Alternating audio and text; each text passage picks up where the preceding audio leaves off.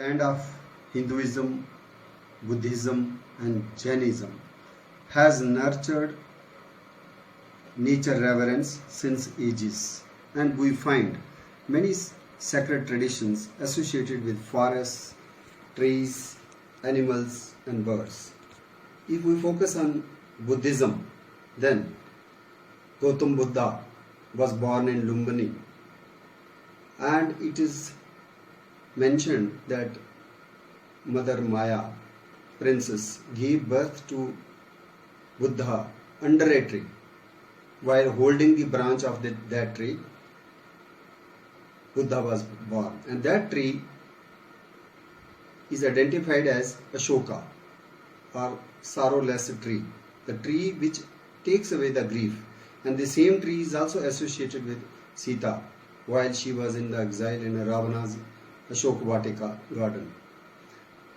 And this sorrowless tree, or Ashoka, seeing the beautiful flowers, she held the branch, and at that time Buddha was born.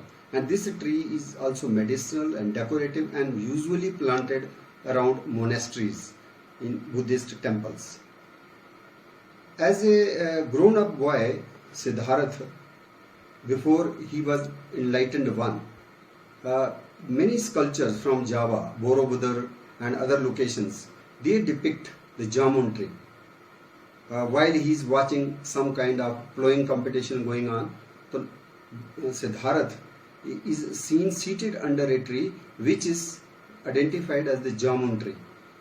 Jamun is also known as the Jambu Phal or Java plum, and this particular tree is also very common in India, and this also finds mention in Mahabharata, where it is mentioned that Lord Krishna's eyes are as beautiful as the jamun fruit, and it is also inference from that reference that if we eat jamuns, so they will help us in having the beautiful eyes. So this particular jamun tree, or Syzygium humani, is medicinal tree, and flowers, not only this fruits, but even the kernels are recommended to the diabetic patients, and it is used in Ayurveda. This is also find association with Buddha.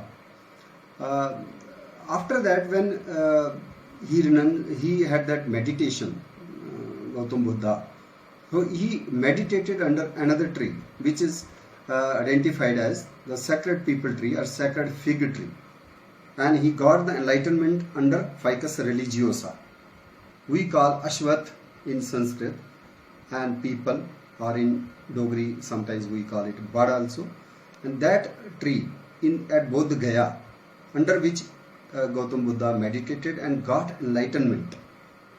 He wanted answers why we take birth again and again, why birth and rebirth, why we feel attached to the worldly material things, and what is the way of having the moksha. So to find these answers, he meditated under people tree, Ficus religiosa. So rightly this tree is also the state tree for Bihar and also Haryana. Then it is also mentioned that after Gautam Buddha have the nirvana, ultimate nirvana, so that was between the trees or under the tree, rather two trees are mentioned, and that tree has been identified as the Sal tree, Shaurya Robusta.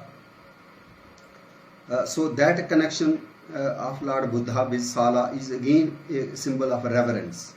Shaurya Robusta have the flowers only for 10, 12, 15 days, not more than that.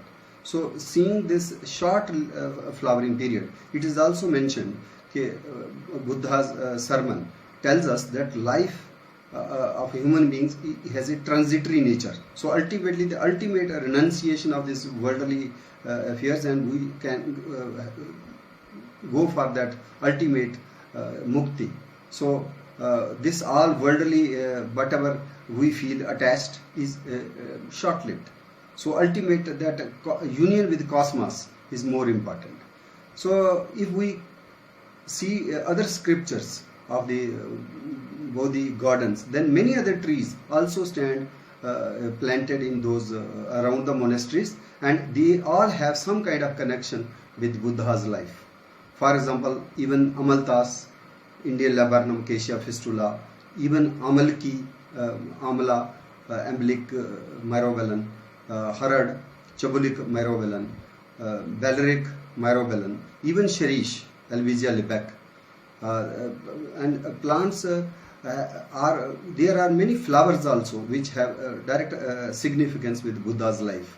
One is Gulichin, also known as Kshir Champa, or the graveyard tree also, or tree of immortality, which is Plumeria rubra.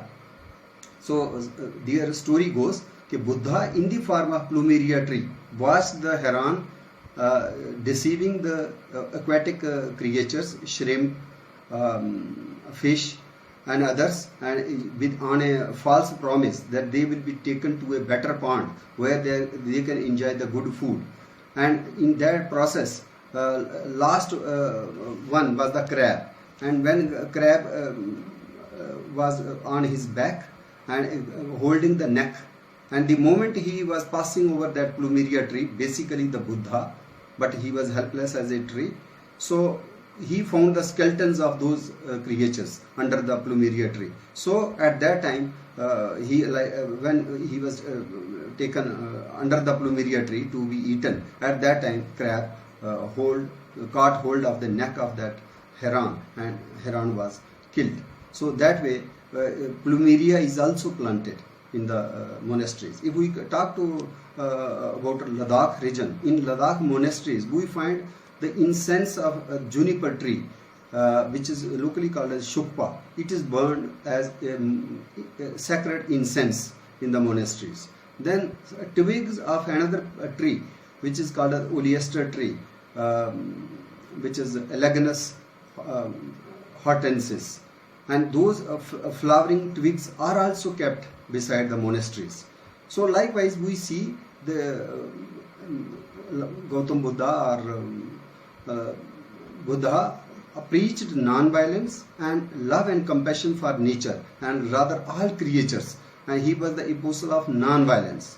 So I think if we go back to our scriptures, it can be the Buddhist textbooks or the Hindu textbooks or the Jainism textbooks, they have all preached the coexistence with nature, and whatever we use from nature, that should be need based. It should not be a greed based, and if we go beyond its our requirements, then nature recoils back, and then we have to face more miseries. So present time, when we are facing the corona pandemic, we can realize the importance of the coexistence with nature, so that all and every creature lives in harmony and nothing becomes a threat to our existence.